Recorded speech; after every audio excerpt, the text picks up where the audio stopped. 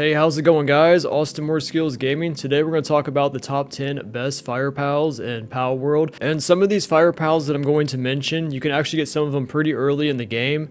And later in the video, I'll explain how to do that. So yeah, it's going to be a good one. Let's get right into the video. Alright, so number 1 on the list, we have RagnaHawk. Now, RagnaHawk has level 3 kindling, level 3 transporting. You can find RagnaHawk in the volcanic areas on the map. I actually got mine through breeding. I bred an Anubis and a Grizzbolt to get it. You gotta say, the breeding system makes absolutely no sense. It's like you get a breeding pen, you put a squirrel in there, and then you put a bird in there, and you get a fish. That's just Palworld logic for you. Now, RagnaHawk could also be used as a mount. I don't know how good it is because I don't have the technology points to actually use it, but I heard it's relatively fast. Alright, so number 2, we have Wixen. Now, I gotta say, Wixen has some pretty good attack power. I usually put Wixen at my mining base just because she can work at night. And she has pretty good handiwork, decent transporting, and decent kindling. She has a partner skill called Lord Fox. And basically what that does is whenever you're fighting with Wixen, it'll apply fire damage to your attacks. We'll test it out on Reptyro. And spoiler alert, he's on the list as well. So let's see if this produces fire arrows. It does produce fire arrows. That's pretty cool. So you can only really find Wixen near like the volcano area. But there's another area on the map, a very small little glowing spot where you can also find Wixen. So another useful thing to know about Wixen is that she can drop high grade technology manuals. I think we could all use more of those. Alright, so next up on the list, we have Kelsee Ignis. It's like Dratini and like an imp, kind of like made love, and that's what we got over here. Now you might be wondering, why the heck did I put this on the list? And it's mainly because of the partner skill. Kelsee Ignis has a partner skill called Lava Spout, and basically what that does is, while in team, it increases attack power of all fire pals. It's not too good to have at your base. It only has level 1 kindling. It's really only good if you have a bunch of fire pals in your party and you just want to make them more powerful. Alright, so number 4 is the very majestic Blazemu. Blazemu has a level 3 kindling, level 2 lumbering. Now, Blazemu has this ability called Hellflame Lion.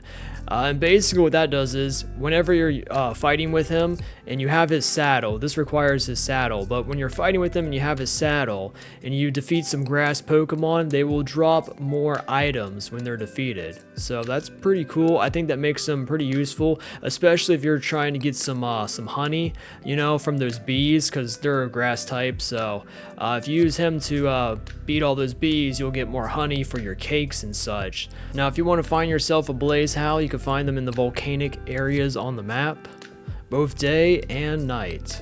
Alright, so now we're going to see how Blazemu does in combat. Now, my Blazemu is only level 6, so I guess it'd be a fair fight against this chicken right here. Yeah, he's just totally annihilating that chicken. Gonna have some Chick-fil-A tonight. Okay, so next up on the list, we have Blazemu's cousin, the nocturnal version. His ability is Dark Flame Lion. If you defeat some neutral Pokemon, they'll drop more items. Now, I don't know too many neutral pals that drop good items. If you guys know some neutral pals that drop some useful items, let me know down below in the comments. But he has pretty much the same stats as regular Blazemu.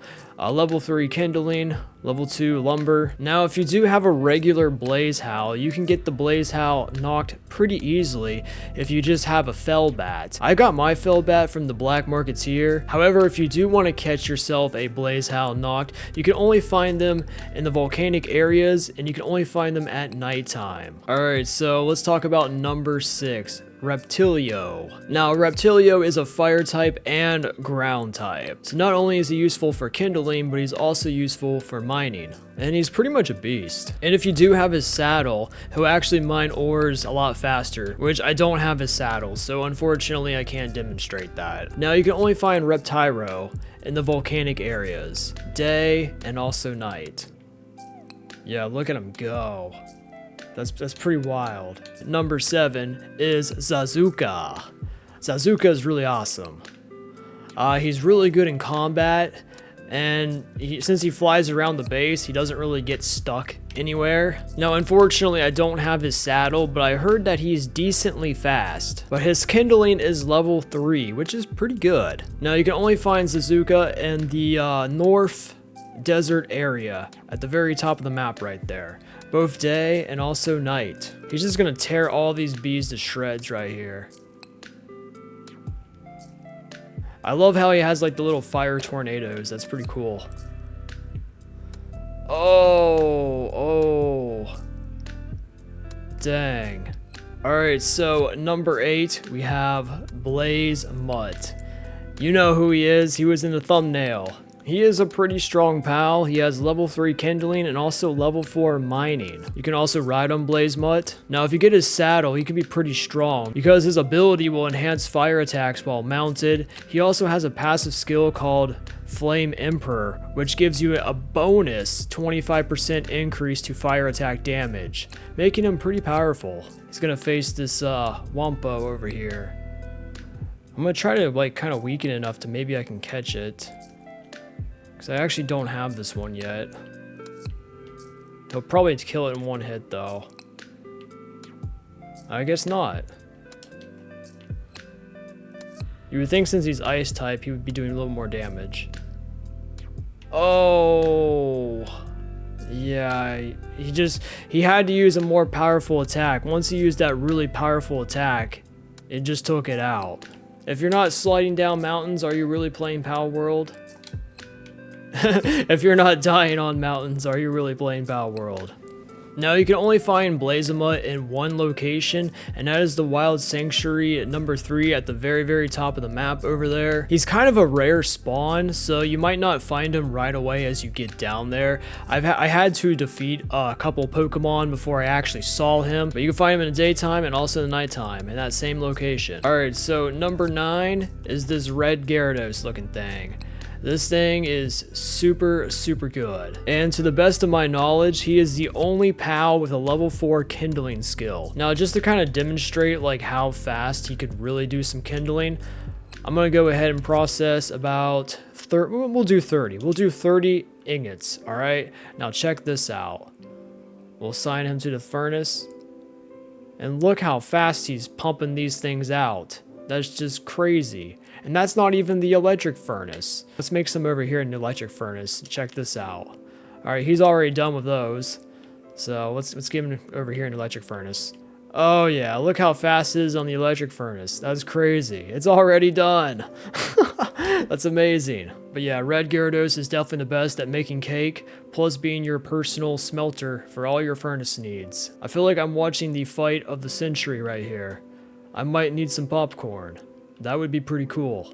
You know, I actually kind of want to catch Mossanda. Don't kill it. Don't kill it. Let's see if I can catch it. Do I have a... I'm going to try Mega Sphere. That was a 2%. That's probably not going to do anything. Alright, Legendary. Here we go. 100%.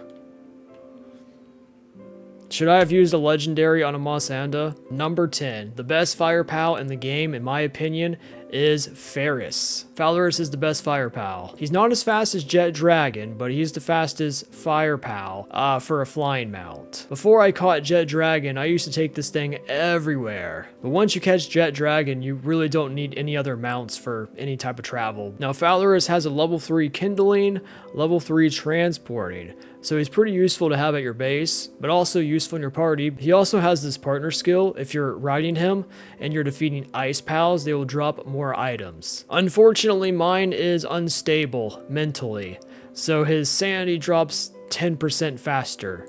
I may need to breed another one of these. Unfortunately, he's already level 50. Now, you can only get Faleris in one location, and that is the Wild Sanctuary number 3 at the top of the map. You can find him there both day and night. But I'll tell you what, since you stuck around for the whole entire video, I'm going to show you how to get Faleris early. Now, in order to get Faleris early, you're going to need to get an Anubis.